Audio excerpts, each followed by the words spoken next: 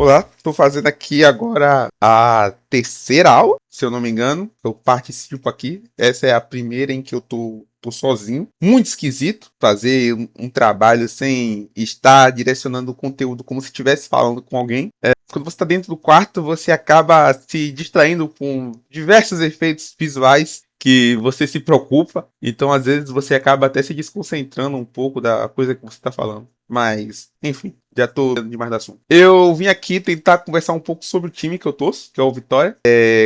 Um time que agora, nesse exato momento, vem passando por uma fase de regeneração dos últimos anos. Gestão Paulo Carneiro acabou sendo um pouco cruel com o Vitória, pelo menos essa segunda passagem do presidente no clube. O time acabou passando por alguns anos de crise, passou por rebaixamentos até a Série C, e o time acabou se debatendo muito dentro do que ele podia fazer. Ultimamente eles conseguiram se recuperar, a gente subiu para a Série B no ano retrasado, depois subiu para a Série A, se manteve na Série A, uma luta intensa, né? Conseguiu o título do Campeonato Nacional da Série B, se manteve aqui na Série A, segundo turno. Cara, muito miserável, a gente lutou com tudo que podia, foi emocionante, a gente conseguiu prevalecer, mas é um time que carrega esse perfil. Ultimamente não, este ano agora está passando por um problema semelhante. Primeiro turno do Vitória foi pavoroso, com contratações ruins,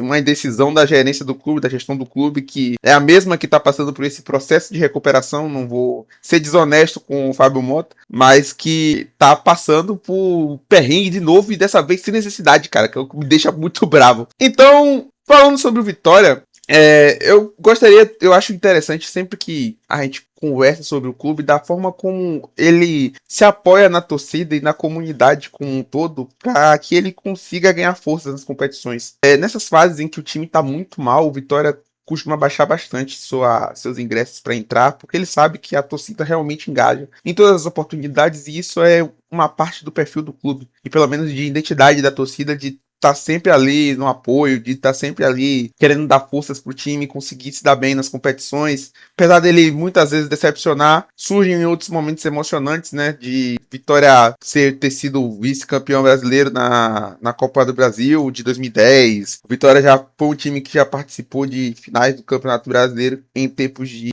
mata-mata.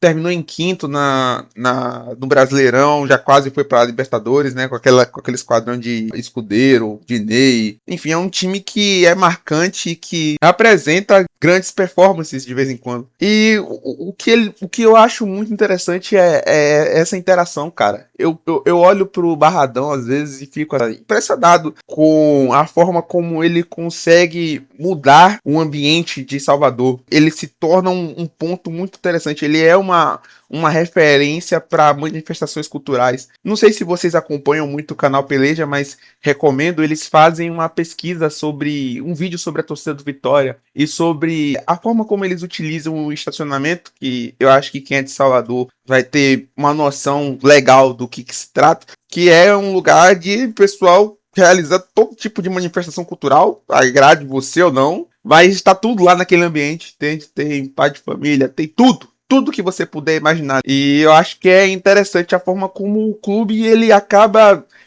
gerando essa identificação com a periferia. Ele dá espaço nas divisões de base, é uma oportunidade para jovens jogadores, conseguirem sair de uma realidade que muitas vezes não são positivas na periferia. O clube ele assume uma responsabilidade. Eu tenho minhas críticas, é claro, mas ele assume uma responsabilidade sim com a comunidade.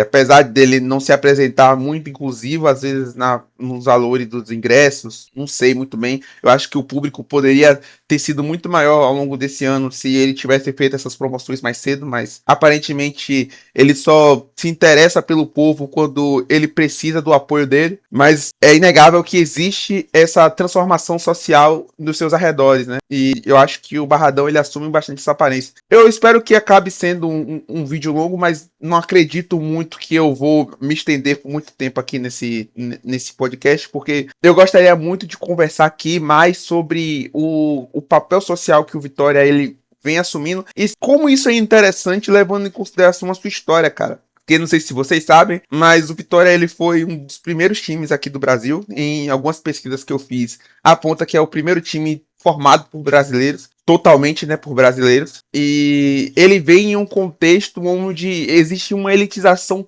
total de Salvador. Era uma busca incessante pela construção de uma imagem perfeita e o Vitória ele fazia parte disso. O Vitória ele nem sempre foi um clube de futebol, muitos sabem disso, né? Que ele antes começou como um clube de cricket, aí veio o sucesso do Remo entre as elites, aí mudou pro Remo também, e só mais tarde que vai ter o futebol, mas esse tipo de comportamento que tem dentro do clube, da história do clube, essas fases que o clube tem, apresenta muito a forma como ele está interagindo com a sociedade, sabe? Como as dinâmicas vão funcionando. É um clube que fez parte daquele processo que eu já falei com vocês no episódio do Ipiranga, mas vou me repetir aqui caso não tenham assistido. No começo nos primórdios do futebol baiano e do futebol brasileiro como um todo, pelo fato do futebol ser um esporte dedicado para a elite, o que acontece é que os clubes eles se uniram para, primeiro, realizar essas reuniões, né? Eles serviam como reuniões de elite, reuniões para a construção de network, reuniões para reforço imagético, mas também os clubes eles faziam uma exclusão institucional dos negros dentro desse esporte. Existia uma luta de classes, uma rivalidade de classes de uma certa forma, aonde o futebol ele deveria ter sido direcionado na época apenas para aqueles que poderiam se sustentar fora dele, o que não era o caso de muitos profissionais. O Popó, por exemplo, que vem alguns anos depois do nascimento do Vitória, e inclusive jogou por um tempo no clube, foi por uns 4 jogos que não era essa burocracia que a gente tem hoje, não era essa organização que a gente tem hoje. Os jogadores, eles tinham questões contratuais esquisitas, muitas histórias estranhas. Tem uma história que é do Manuel Barradas, que é o dono, sim, é o dono do nome do Barradão, é o homem por trás do nome do Barradão, foi conselheiro do clube até os anos 90. Ele já teve brigas com jogadores como, por exemplo, se eu não me engano, era o Gringo. O Flamengo ele tentou contratar esse cara por volta dos anos 40, 50. Tentou contratar o cara de uma forma que o cara fugiu do Vitória, basicamente, para assinar esse contrato. E aí gerou uma confusão do caramba. Então, tem essas histórias de várzea que são presentes dentro do profissional do Vitória. E a gente vai pegar e perceber como que isso acaba se aplicando dentro desse contexto, né? Dentro dessa realidade de amadorismo do Vitória. Eles não se importavam muito com a questão do profissionalismo, tá? Não era algo que estava sendo levado muito a sério. Isso vai ser um processo longo, vai levar muitos anos. O Vitória, eu acho que o Vitória só vai conseguir começar a levar a sério de verdade e sair um pouco dessa perspectiva elitista do futebol, apesar de já ser profissional nos anos 50, a partir de 53, cara. Então, vocês têm que parar para pensar um pouco nesse perfil que o time assume pelos seus primeiros 50 anos. É um negócio, assim, impressionante. O Vitória, se vocês forem pegar até o próprio site do clube, vai contar para você que, porra, a gente passou a pior fase, ficou praticamente 50 anos sem ganhar nada, pô. Porque o time não levava a sério, o time era composto por universitários, por pessoas que não estavam ali para vencer, entende? Não existia uma cultura que levasse o futebol a sério.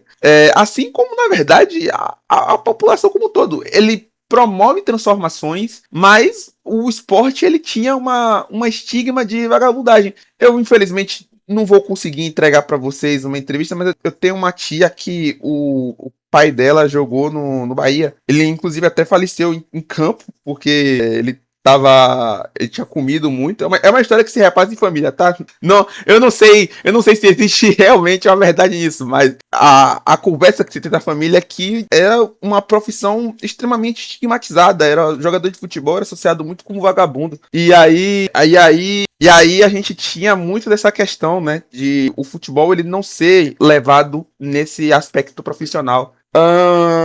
O Vitória ele vai pegar, então, vai receber transformações aos poucos a partir das décadas. A gente geralmente faz a contagem a partir dos anos 50, porque o Vitória passou muitos anos dedicado ao cricket e ao remo, como eu já havia dito antes. por essas questões do elitismo dentro do clube, né? E o Vitória ele vai ter essas fases, né? A gente tem os anos 50, que é um processo de transformação que o clube vai levando. Um pouco do profissionalismo que estava sendo adotado por outros clubes da época vai começar a entrar um pouco no Vitória. E nos anos 60, 70 e 80, a gente vai ter um período de transição. São fases diferentes do clube.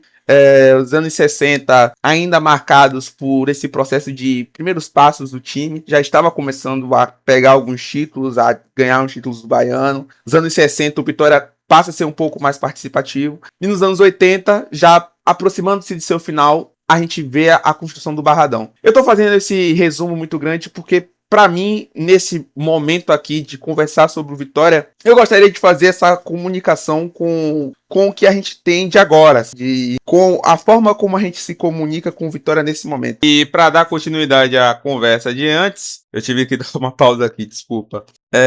O Vitória, ele vai ter essas fases que vão representando esses processos, né? Trazendo um pouco de estatísticas chatas, mas importantes, porque elas vão primeiro, me ajudar a relembrar de algumas coisas, porque teve uma porrada de coisas do Vitória para falar, e segundo, para a gente se situar um pouco dos processos que o time passou, né? Nos anos 40 e 50, a gente vai entrar na conversa agora sobre os principais artilheiros do clube, né? Porque eu achei interessante como eles fazem esse objetivo, né? Atingir esse objetivo. Juvenal, a gente tem um nome da década de 40 e 50. Pelas fotos, indica ser um homem negro, né? Ele foi jogador do clube, é o principal artilheiro do clube. Ele tem por volta de... Meu Deus, cortou sem querer. Ele tem um total de 150 gols pelo clube. Participou de mais de 192 partidas. Eu acho interessante porque era uma época que o clube não era profissional, mas a gente pode reparar que os jogadores ainda tinham uma média, tinham números, né, interessantes que podem ser colocados para comparativos até os dias atuais. A gente tem também na década de 30 e 40, nesse período em que o Vitória ainda não é profissional, ironicamente seus maiores artilheiros estão por lá. Siri, que é um nome maravilhoso, ele tem 132 gols em 138 jogos, é uma média muito boa para um jogador de futebol, quem assiste sabe. Nos anos 70, que aí a gente já vai dar um pouco desse salto. Os anos 70 é interessante a gente reparar no jogador Osni. Ele foi bola de prata da Placar no ano de 73, se eu não me engano. E ele tem 111 gols pelo clube. É interessante porque você já começa a ver um salto de qualidade, de uma visibilidade nacional para os jogadores. Nos anos 90 e nos anos 2000, a gente vai ter já uma fase melhor do Vitória. A gente vai ter o Ramon Menezes, que eu acho que é um destaque que se tem do clube para os torcedores mais jovens, né, que assistem o clube, acompanham o time hoje em dia. Vai saber quem é Ramon Menezes, eu acredito, né? Hoje tá na profissão de treinador, mas por muito tempo foi um dos principais jogadores do Vitória, representante de uma era muito dominante do clube, né?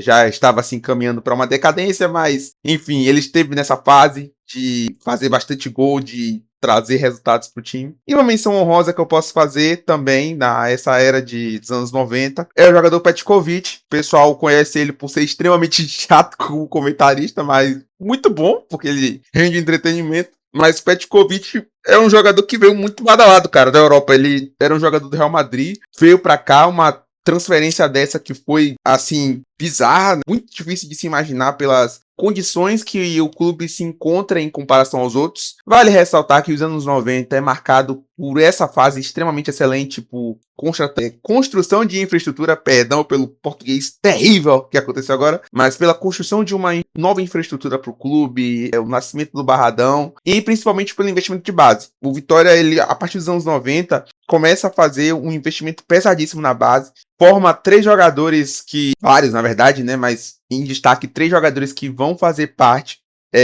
do ciclo de 2002, que vai ser o Vampeta, Edilson Capetinha e o Dida, para vocês terem essa referência, né, de que o Vitória, ele monta os times ao redor da base. Alex Alves também, outro grande jogador também que vai vir da base. Então, Petkovic vindo do Real Madrid é uma história, assim, bizarra. Foi feito essa transferência, se eu não me engano, na gestão de Paulo Carneiro, e é uma representação muito boa da transformação que o Vitória tem, né, de passar esse jejum de 50 anos sem ganhar nos primeiros anos, as primeiras décadas do século XX, e no final dela ele está se apresentando como parte da construção de um elenco extremamente vencedor que foi essa seleção brasileira de 2002, desse ciclo que vem pra cá, né? A última seleção que ganhou um título da Copa do Mundo.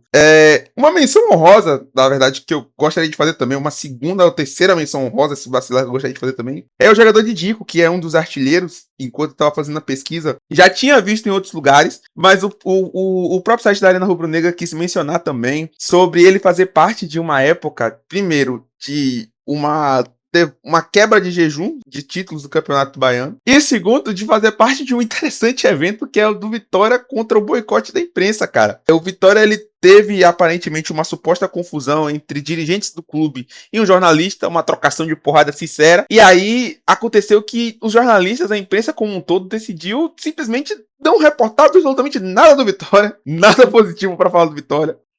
Ficou esse conflito por um tempo entre o clube e a imprensa como uma entidade geral. Então é bizarro, né? Você tem essas pequenas histórias sendo contadas, né? Enfim, eu gosto de trazer esses números, de trazer essa comunicação, né? O Vitória, a gente puxando um pouco mais recente, né? Pós a construção do Barradão, é impressionante como que a forma como o clube se estrutura e a forma como o Barradão assume esse papel dentro desses anos de sucesso do Vitória.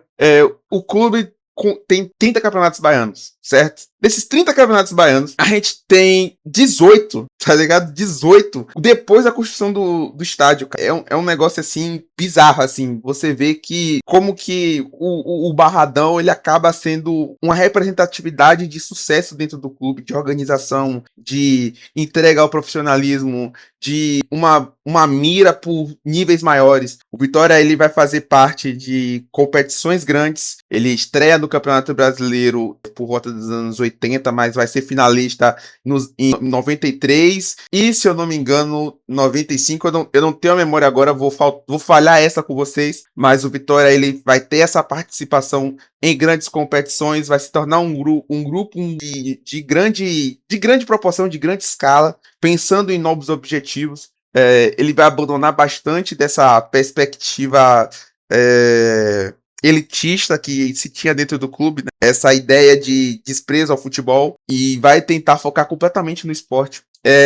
Uma coisa interessante de se mencionar também, e isso eu fui pesquisando bastante porque eu não conseguia manifestar muito bem o sentimento que eu tinha em relação ao Barradão como uma entidade em Salvador. Então eu fui dar uma olhada em outras reportagens, em outros diálogos sobre o clube e até em alguns documentários também. E eu achei muito interessante uma reportagem que foi, se eu não me engano, do À Tarde. Eu vou dar uma olhada depois e coloco para vocês aí na descrição. Eles conversam com duas pessoas completamente diferentes. A gente tem, eu acho que é o Farofa, que é um vendedor ambulante que morava perto do Barradão, e o Tuca, que eu acho que foi criado basicamente dentro do Vitória e trabalha lá como funcionário do clube. E como esses dois, eles vão conversando através de diferentes experiências, a forma como o Barradão, ele altera as dinâmicas dos seus arredores. O que eu quero dizer com isso? Porra, Canabrava era uma periferia, assim, de conseguir ver o monte de lixão que foi construído o Barradão no lugar, né? Era possível ver a porra de um monte de lixão, cara. Dava pra ver montanhas de lixo. Era um lugar que eles consideravam que era extremamente hostil. No começo da década de 70, a construção do bairro era nascido de uma invasão, basicamente. Então, a situação era precária. Hoje, ainda tem um pouco dessa precariedade da periferia, mas não é da mesma forma como se é relatado dentro da reportagem. Ele apresenta mudanças muito interessantes nos seus arredores. O Barradão, ele vai influenciar na construção de condomínios, de estradas ao redor, mata aquele lixão naquela região que estava bem perto daquelas pobres pessoas, né? E ele vai proporcionar transformações sociais, cara. Ele apresenta oportunidades para os jovens saírem da criminalidade, tentarem alçar uma carreira como jogador, abrem a oportunidade de comércios naqueles arredores ali. Vocês vão ver que quando vocês passam ali por Canabrava, vai ver muito comércio, muita coisa, cara. É extremamente importante isso. Eu acho que o papel que o Barradão assume é algo de louco. Minha primeira experiência com o lugar, assim, foi mágica. Eu tava naquele jogo que o torcedor do Vitória vai saber. Eu tava naquele jogo de Vitória e Atlético Paranaense que Marinho vira o jogo da forma mais espetacular que você consegue imaginar assim, e o time ganha. Eu acho que eu tinha uns 10 anos, eu era bem garotinho, e é uma memória assim que eu tenho muito vasta do jogo, é uma memória muito marcante. Cara, as promoções que são feitas no clube tem que ter mais frequência, são importantíssimas, cara. O Vitória, ele tem essa identificação popular agora, primeiro, pela popularização do esporte, mas também, segundo, pela mudança de perfil. Um time que antes, no começo, jogava na graça, com uma identidade completamente elitista, agora tá jogando em Canabrava e o público acaba sendo completamente diferente. Quem vai pro Barradão consegue ver muitas vezes os moleques em cima de muro assistindo um jogo, tá ligado? Então, eles proporcionam esse tipo de coisa, eles trazem essa comunicação mais com a periferia, e isso gera até uma mudança de identidade com o perfil popular. Eu acho isso extremamente importante, é uma responsabilidade que o clube assume e que eu acho incrível, cara. Eu acho realmente que é algo, tem um potencial gigantesco. O futebol tem esse apelativo, né? Esse apelo, na verdade, desculpa. Ele tem esse apelo, essa forma de marcar, de chamar a atenção. Então, eu fico, assim, muito feliz até de ter essa oportunidade de falar sobre o clube que eu gosto dentro dessa comunicação aqui. De uma forma, apesar de que informal, mas que consegue trazer ao mesmo tempo coisas interessantes para você aprender sobre o clube, né? Apesar de que eu não sou exatamente o cara perfeito para a construção desse conteúdo, eu ainda estou estudando. Eu espero de verdade atingir um dia um nível profissional e um nível de qualidade que seja correspondente à qualidade que o Vitória aqui ele proporciona, com a diversidade de histórias que o Vitória consegue proporcionar. Então é realmente algo muito legal de se ver. Outras coisas marcantes que eu tenho aqui para trazer: Vitória e Real Madrid já foi um jogo que aconteceu. O Vitória conseguiu visibilidade a esse ponto. O Vitória, eu listei aqui. A gente tem umas brigas que tem as 5 Copas do Nordeste. Eu acho que vai ter, dentro desse podcast aqui, a gente vai tentar fazer um episódio tentando levantar as polêmicas do clube e analisar o viés histórico por trás dessas polêmicas, né? Então, eu não vou desenvolver por aqui dessa vez, mas eu vou ver. Se a gente conseguir, vai ser interessante. A gente tem os 30 campeonatos baianos, como eu já falei antes, né? Os 18 só depois do Barradão. Negócio assim, um número impressionante. 11 torneios início da Bahia. Eu acho interessante mencionar isso, porque antigamente o Campeonato Baiano ele tinha um torneio que eles faziam como se fosse uma prévia da competição. Então, muitos clubes agregam isso em sua coleção de títulos. O Vitória, o Ipiranga, acho que o Bahia também coloca, em relação a essa competição. E eles competiam à vera mesmo nessas competições. Os dois têm 2 títulos internacionais, que são títulos, eu acredito, de pré-temporada: troféu da CAD 92 e o troféu da cidade de Valladolid, que também foi conquistado nos anos 90, se eu não me engano. Enfim, eu vou dar uma analisada aqui, se tem alguma coisa polêmica que eu gostaria de conversar, mas no geral, eu acho que é isso. Vitória, eu gosto muito da forma como Vitória tem uma transição desse perfilamento social. É realmente muito interessante de você ver como que o clube ele vai ter uma mudança num aspecto de identidade, porque vale ressaltar também, aqui, o Vitória, eu não vou dizer que é um time de santo, cara. O Vitória, por muitos anos, corroborou muito com a forma racista que a instituição do futebol baiano, da Liga de Esportes Terrestres, corroboravam contra a presença de negros e periféricos dentro do esporte. Se destoava muito da questão de qualidade e se tratava mais sobre uma questão de status. E o Vitória, pelo fato de ser um clube que foi criado no Corredor da Vitória, acredito que vocês já saibam disso, criados no Corredor da Vitória, que são marcados por uma criação de uma elite da cidade de Salvador, participava muito desse processo de exclusão, cara. No estatuto eles contribuíam com isso, cobravam taxas exorbitantes, eram por volta de 10 mil réis para se entrar dentro do clube. Era realmente um espaço de elitismo impressionante e, infelizmente, perdurou por muitos anos. Isso, inclusive, foi o que gerou essa imensa desvantagem em comparação com o Bahia. Apesar da aceitação de jogadores negros após um certo tempo, ainda se existia grande preconceito dentro do clube em comparação com o esporte e com os atletas negros, né? Então, eu gostei de realmente ressaltar isso, porque hoje já é uma perspectiva, acredito que bastante diferente em comparação ao que se tratava da época. Existem melhorias que devem ser feitas, é claro, como eu já mencionei anteriormente, da necessidade de implementar mais medidas de inclusão social do clube, retornar com os bilhetes populares, né, os ingressos populares, dar mais oportunidade para que o povão que se situa nas proximidades do Barradão consiga assistir seus jogos. E pelo amor de Deus, cara, pelo amor de Deus, levem esse time a sério, cara. Eu acho incrível, cara, como que os dirigentes, eles parecem que estão levando Vitória da brincadeira, cara. É um comodismo miserável com a situação que o Vitória tá após os sufocos do clube, cara. Eu sei que vão ter torcedores aí que reclamam do meu pessimismo imenso quando se trata de falar sobre Vitória, mas é porque, cara, eu acho que é um time muito grande para ficar sendo reduzido apenas a brigas por acesso. E hoje em dia, com um clube que a gente tem essa entrega da torcida, pô, o pessoal gasta dinheiro pra caramba pra sair daqui, vai pra assistir os jogos como visitantes, gastam muito caro, cara, é muito caro, cara, pagam muita coisa pra assistir os jogos do Vitória e chegar lá, tomar 3-1 do Cruzeiro porque os caras estão andando de má vontade, o zagueiro não consegue fazer um giro com o corpo. Pô, é bizarro isso, cara. Então, é sério, é um vídeo que é um clamor de um torcedor, cara. É um clamor de um torcedor. Cara, por favor, melhorem, cara. Melhorem, eu preciso disso, cara. Eu preciso disso. Não é possível, cara, que depois de tanto tempo, depois de tantas transformações dentro do clube, a gente venha voltar a estaca zero, pô. Pô, passou os anos 2010 aí, pô, cara, tomando rebaixamento, tomando goleada, tomando humilhação, mas, cara, parece que os anos 2020, eles se dedicaram, cara. Toda vez que a gente entrar na Série A gente vai ter que ter algum vexame no ano, cara. Porra, pelo amor de Deus, tem que ser mais levado a sério isso, pô. Tem que se profissionalizar mais, cara. Levar mais a sério o esporte. Enfim, esse foi um desabafo de leve. Eu deixei o emocional tomar conta nesse último instante. Eu vou tentar deixar todas as fontes que eu encontrei para fazer esse vídeo na descrição. Acredito que seja interessante de vocês realizarem a pesquisa, aqueles que estão interessados. Recomendo muito a pesquisa também sendo feita no Pugnas Renidas. Eu não sei se eu estou lendo de forma correta. Uma dissertação muito interessante do Henrique Sena, que ele está falando sobre justamente o processo de formação desses clubes aqui em Salvador.